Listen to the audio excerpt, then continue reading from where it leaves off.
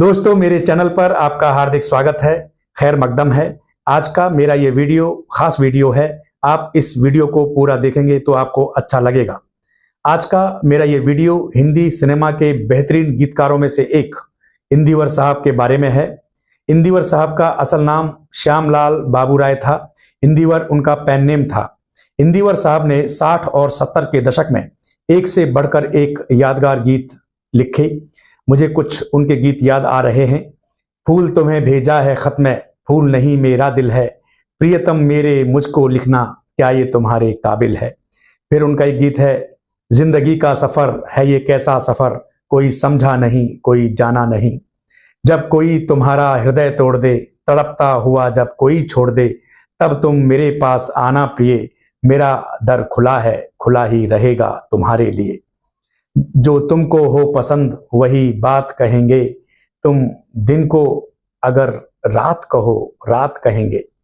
इस तरह के उन्होंने बहुत से यादगार गीत लिखे। लेकिन दोस्तों, 80 का दशक आते आते इंदिवर साहब के जीवन में कुछ बदलाव आए। उनके गीत लिखने की जो शैली थी उसमें गिरावट आई।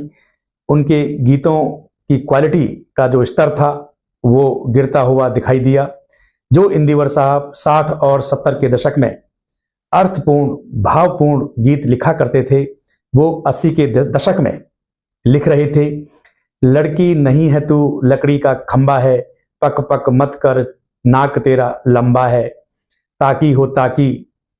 फिर एक गीत था, झोंपड़ी में चारपाई, आइसक्रीम खाओगी पिक्चर जाओगी। इस तरह के चालू और सस्ते टाइप के गीत लिख रहे थे इंदिवर साहब।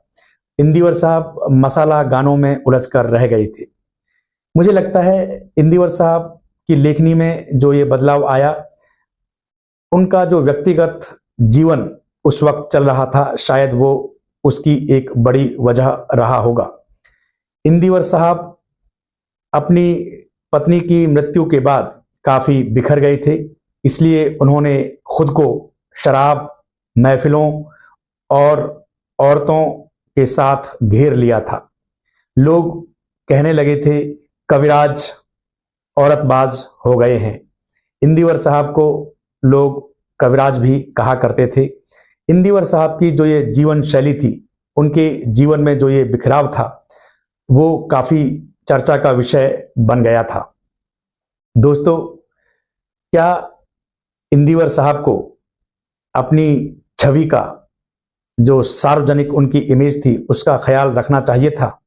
शायद हाँ, उन्हें अपनी इमेज का ख्याल रखना चाहिए था। लेकिन कभी कभी प्रतिभा और व्यक्तित्व नियंत्रण में नहीं रहते, कभी कभी बहक जाना भी लाजिम होता है। तो यही इंदिवर साहब के साथ हुआ। दोस्तों, इंदिवर साहब ने 90 के दशक में अपनी बिगड़ी हुई छवि को फिर से सुधारने का प्रयास किया। इंदिवर साहब ने 90 के दशक में कुछ यादगार गीत लिखे, जिनमें एक गीत था, जब कोई बात बिगड़ जाए, जब कोई मुश्किल पड़ जाए, तुम देना साथ मेरा ओ हमनवा, ना कजरे की धार, ना मोतियों का हार, ना कोई किया सिंगार, फिर भी कितनी सुंदर हो। ये भी इंदिवर साहब का गीत था। बड़ा ही अर्थपूर्ण गीत था। फिर करण अर्जुन फिल्म के सारे गीत, एक गीत था, सूरज कब दूर गगन से, कब दूर बहार चमन से, ये बंधन तो प्यार का बंधन है। अर्थपूर्ण गीत थे। लेकिन दोस्तों, ये बात भी सच है कि इंदिवर साहब की जो छवि थी उस पर असर तो पड़ा था। इंदिवर साहब अपनी जीवन शैली को लेकर उपहास के पात्र बन गए थे। लोग उनका मजाक उड़ाने लगे थे। लेकिन क्या कर सकते हैं, कभी कभी जो कलाकार होता है वो अपने नियंत्रण में नहीं होता है, भावुक भी होता है, और इसीलिए वो बिखर भी जाता है। तो इंदिवर साहब ने अच्छे गीत भी लिखे, खराब गीत भी लिखे, लेकिन निष्कर्ष यही निकलता है कि इंदिवर साहब एक बेहतरीन गीतकार थे। वो जहां चाहते थे, जहां उन्हें मौका मिलता था अच्छे गीत लिखने का, तो वो बेहतरीन गीत लिखते थे। उनकी जो कलम का जादू था वो साफ दिखाई देता था। हालांकि 1997 में इंदिवर साहब इस दुनिया से चले गए, लेकिन वो अपने गीतों के माध्यम से आज भी हमारी स्मृतियों में जीवित हैं। इंदिवर साहब अपने गानों के माध्यम से अमर हैं।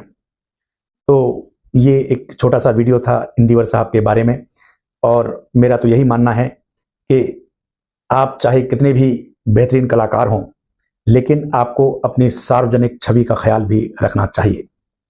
आज के लिए बस इतना ही।